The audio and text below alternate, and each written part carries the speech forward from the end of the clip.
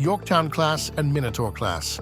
In June 2158, the M/AM-powered Minotaur fighter, PA-33, and the M/AM-powered Yorktown carrier, CVM-5, were introduced in an attempt to overcome the operational limitations of early MAM ships by combining the speed and range M/AM-powered warp flight with the maneuverability of high-impulse fighters.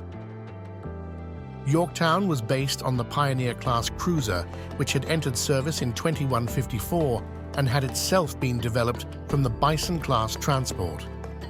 Whereas Pioneer had a large fusion reactor, a single midline Pachyderm III warp nacelle, and 2 auxiliary directional Jaguar Y nacelles, Yorktown carried a new SSWR 3BM AM reactor and 4 paired Jaguar III warp nacelles.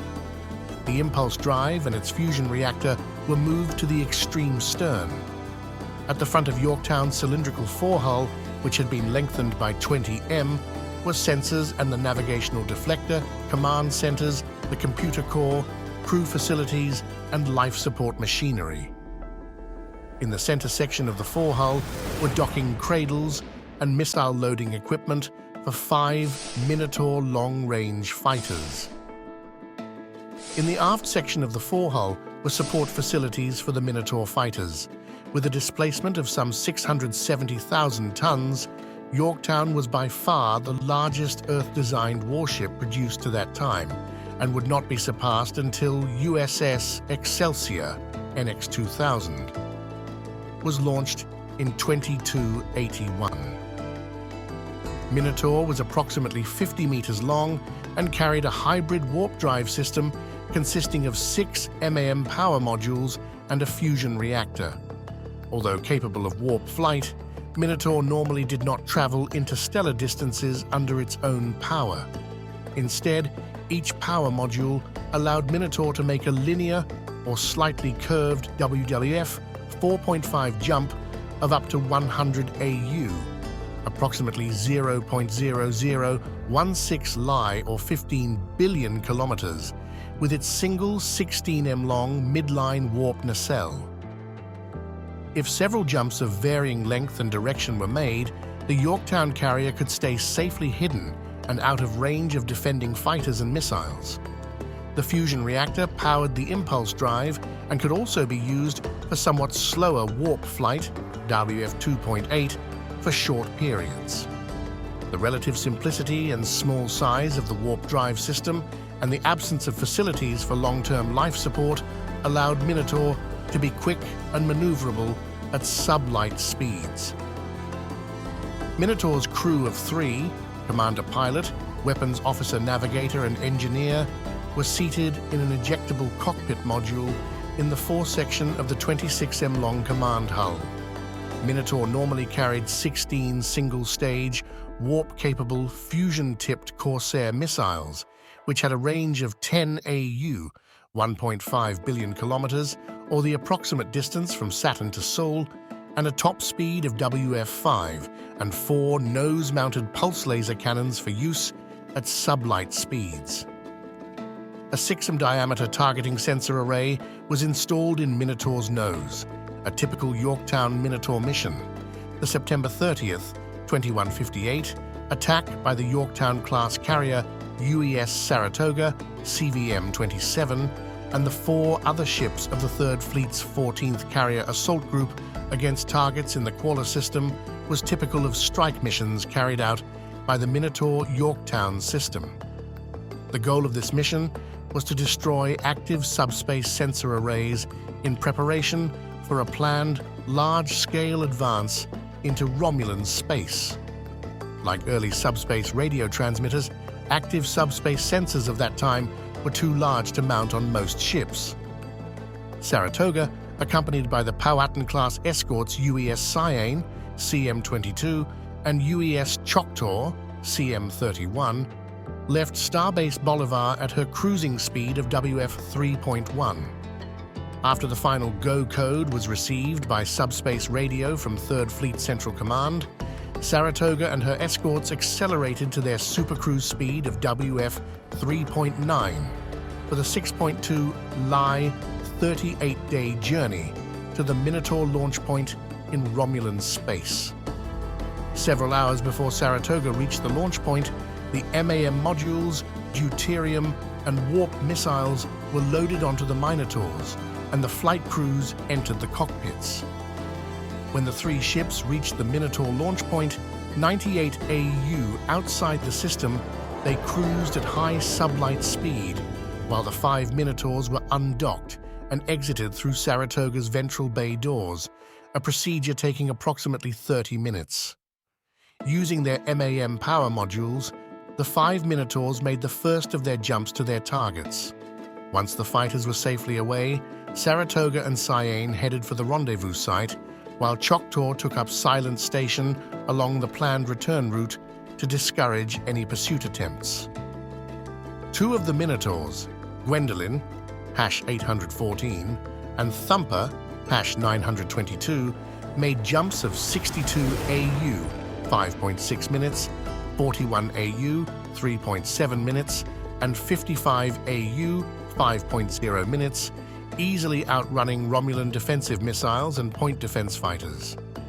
When 9.4 AU away and still traveling at WF 4.5, each Minotaur fired 6 missiles at the targets. 30 seconds later, the missiles' warheads detonated and the sensor arrays were destroyed. Gwendolyn and Thumper veered away from the targets, then traveled by separate indirect routes to the rendezvous site. After all 5 Minotaurs had safely redocked, Saratoga and her escorts returned at WF 3.9 to UE space. Service history. The Minotaur Yorktown system proved extremely effective in both its long-range strike and anti-ship roles. Both ships were at least twice as fast as the fastest Romulan cruisers and fighters, and were also able to evade or outrun most enemy missiles until late in the war. In ship-to-ship combat at warp speeds, a flight of 5 Minotaurs could easily run down any Romulan warship or cargo vessel and overwhelm its defenses.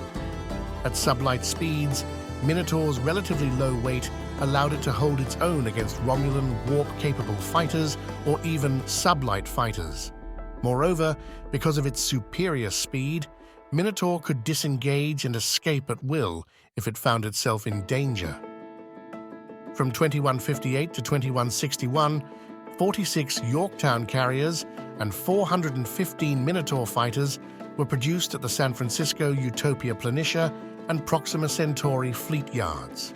Most Minotaurs were of the original Mark Reimer type, but 59 were of the Mark II type, whose command hull was modified to accept the improved Python warp missile. Although Minotaurs were usually operated from Yorktown carriers, they were also launched from star bases or space stations. A small number of Minotaur fighters were also used on a trial basis by the Andorian Great Blue Fleet, which generally operated ships only of Andorian design.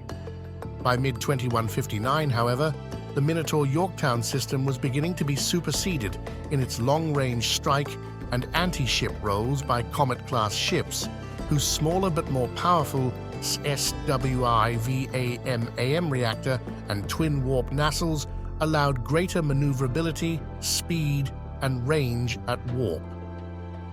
That Minotaur was not completely replaced by Comet is a reflection of its much better performance at sublight speeds and teething problems with Comet's new MAM reactor.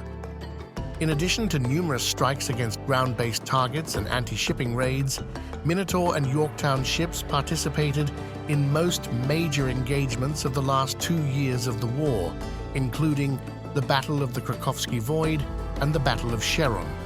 In several campaigns, notably Yadala and CAF 42, Minotaurs provided low-orbit fire support during Marine Corps landings. A total of 7 Yorktown carriers and 41 Minotaur fighters were lost in combat from 2158 through 2160. After the war, most Mark Y Minotaurs were retired from service, but many Mark IIs were fitted with improved 54 JMAM fuel cells and twin nacelles, and continued in service as long-range strike fighters into the 2180s. In addition, many retired Minotaurs were purchased by private citizens and, nearly 200 years after their withdrawal from service, have had a long second career as sport racers. After the war, many Yorktown carriers were converted to fast transports and tankers. The Yorktown-class carrier USS Saratoga and the Minotaur-class fighter Gwendolyn are on display at the Starfleet Museum. Specs: crew complement 1,120, 168 officers plus 952 crew. Weapons: 2 missile launchers with 16 Viper area defense missiles, 2 Type 7 laser cannons, 1 X-2 turret. Embarked craft: 5 Minotaur-class fighters, 10 cargo personnel shuttlecraft. Warp drive: SS Beauvoir 3B spherical cavity MAM reactor and 4 N3B tokamak fusion reactor with 4 Jaguar 3 nacelles. Velocity: WF 3.1, cruise WF 3.9, super cruise WF 4.1 maximum. Units commissioned 46. Minotaur class fighters. Crew complement 3. Weapons: 8 launch bays with 16 Corsair attack missiles, 4 Type IV laser cannons, fixed mounts. Embarked craft: none. Warp drive: 6 X-44 JMAM fuel cells and 6 N3A tokamak fusion reactor with 1 PowerStar IV nacelle. Velocity: WF 4.5 for 600 AU with MAM fuel cells. WF 2.8 with fusion reactor. Units commissioned 415. If you like this content, please like and subscribe. Please leave a comment telling me what you think about this video and share with friends. It will be appreciated. Thank you and have a nice day.